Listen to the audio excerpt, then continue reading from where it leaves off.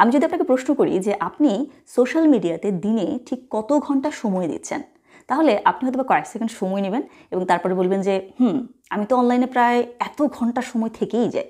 তো আপনি যেই সংখ্যাটা বলেছেন সেই সংখ্যাটা ধরেই আমি যদি আবার আপনার কাছে প্রশ্ন ছুড়ে দিই যে এই যে সময়টা, এই এত ঘন্টা সময় ধরে আপনি অনলাইনে আসলে কি দেখছেন, কিংবা আপনি এই সময়টাতে কি দেখাচ্ছেন, অথবা আমি যদি জানতে চাই যে এই সময়টাতে আপনি আসলে অনলাইনে কি শিখছেন বা কি শেখাচ্ছেন, তাহলে আপনার উত্তরটা যদি এরকম হয় যে আমি তো আসলে স্ক্রলিং করেই এই সময়টা শেষ করে ফেলি, তাহলে বুঝতে হবে যে আপনি বেশিরভাগের দলে আছেন।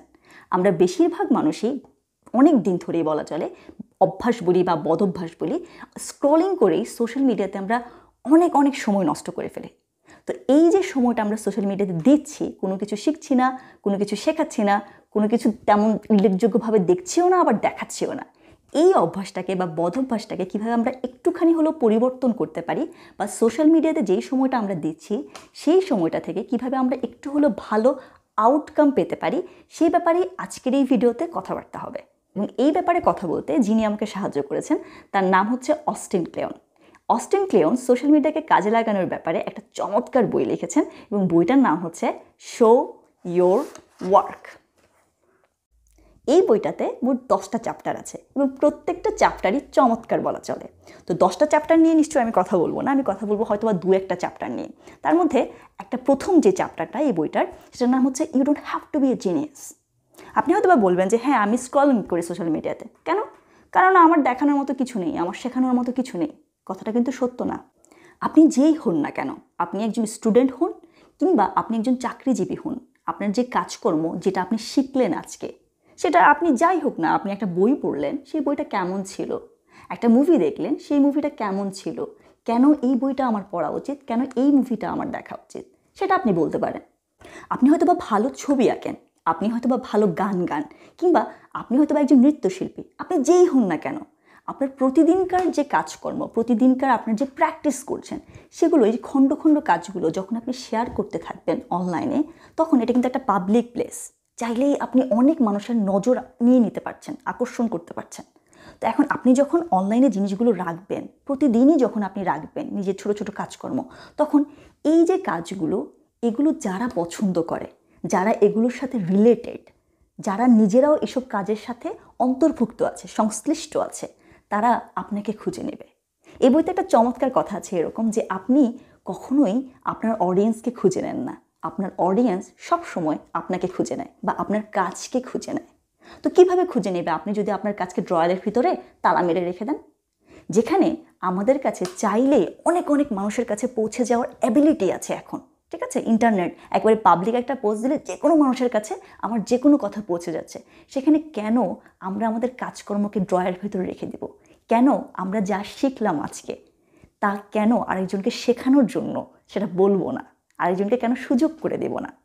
এই বইয়ের আরেকটা ব্যাপার যেটা আমার কাছে ভালো লেগেছে সেটা হচ্ছে অস্টিন ক্লেয়ন বলতে চাচ্ছেন যে প্রসেসটা হবে এইরকম, গোল। আপনি শিখবেন, আপনি শেখাবেন, আপনি শিখবেন, আপনি শেখাবেন, আপনার কাছ থেকে যিনি শিখছেন তিনি আবার শেখাবেন।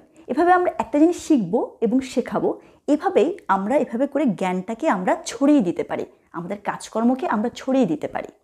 এবং অস্টিন ক্লেয়ন বলতে চাচ্ছেন যে আপনি যখন সোশ্যাল মিডিয়াতে অনেক অনেক কাজ যখন আপনি দিবেন, বা সেটা আপনার অবশ্যই নিজের শখের কাজ, তাই না? তো দেখা যাবে যে মানুষজন আপনাকে তো খুঁজে নিল। এখন কোন লেভেলের মানুষজন আপনাকে খুঁজে নেবে? এখন আসি ডিসঅ্যাডভান্টেজ যেগুলো আর কি। যেমন ধরুন, সোশ্যাল মিডিয়াতে একটা পোস্ট দিলে সেটা অনেক মানুষের কাছে যাচ্ছে। তো এই যে এত এত মানুষ আপনার পোস্ট দেখছে, সবার কিন্তু ক্লাস এক না, সবাই কিন্তু একই মানের না, তাই না?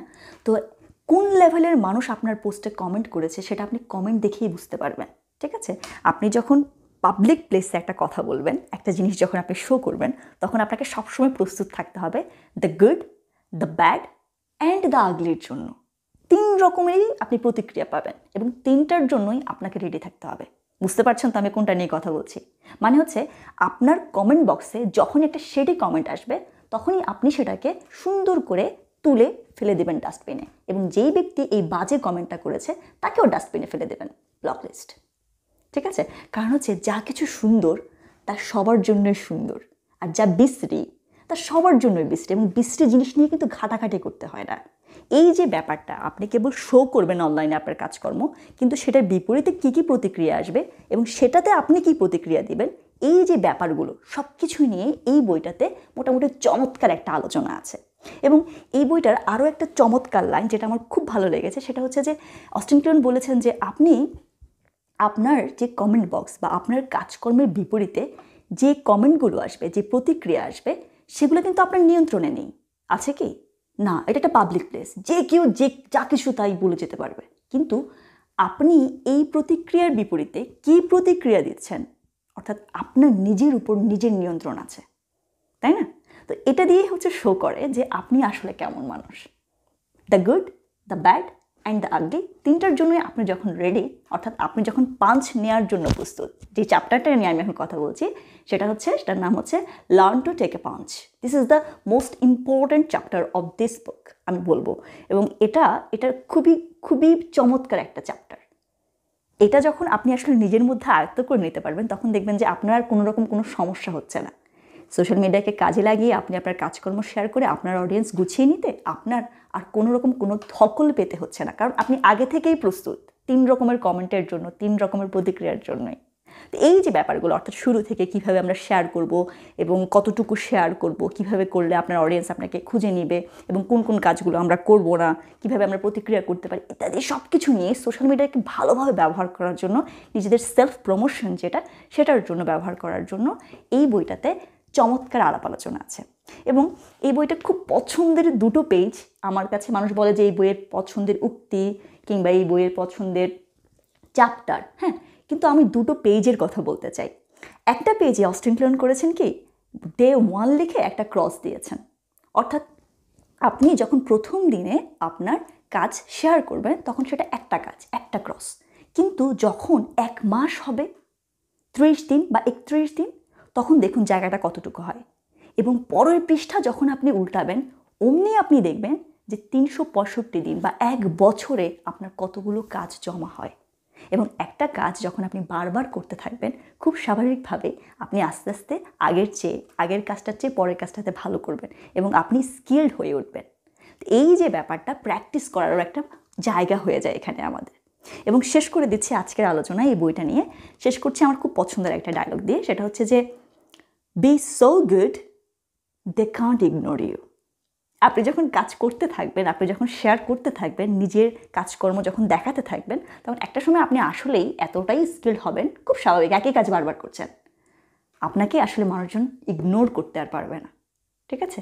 তো এভাবেই আমরা আসলে কেবল স্ক্রলিং না করে হয়তো বা আজ থেকেই আমরা আমাদের কাজকর্ম যা কিছু ভালো, যা কিছু শিখলাম তা আমরা শেখাতে শুরু করতে পারি, যা কিছু জানলাম তা আমরা জানাতে শুরু করতে পারি, আমাদের যা কাজকর্ম তা আমরা পাবলিক প্লেসে রাখতে পারি, এবং the good, the bad, the ugly, তিনটার জন্যই আমরা প্রস্তুত থাকতে পারি। We can learn how to take a punch, right? তো আজকের এই বই নিয়ে বেশি কথা বলছি না, আজকে থাকুক এই পর্যন্ত। দেখা হবে আপনার সাথে আমার অন্য কোনো দিন অন্য কোনো ভিডিও নিয়ে। সে পর্যন্ত আপনি ভালো থাকুন, সুস্থ থাকুন, নিরাপদ থাকুন, আর বেশি বেশি বই পড়ুন, বইয়ের রিভিউ দিন, নিজে বই পড়বেন এবং অন্যকেও বই পড়তে বলবেন, পৃথিবী বইয়ের হোক। হ্যাঁ, আল্লাহ হাফেজ।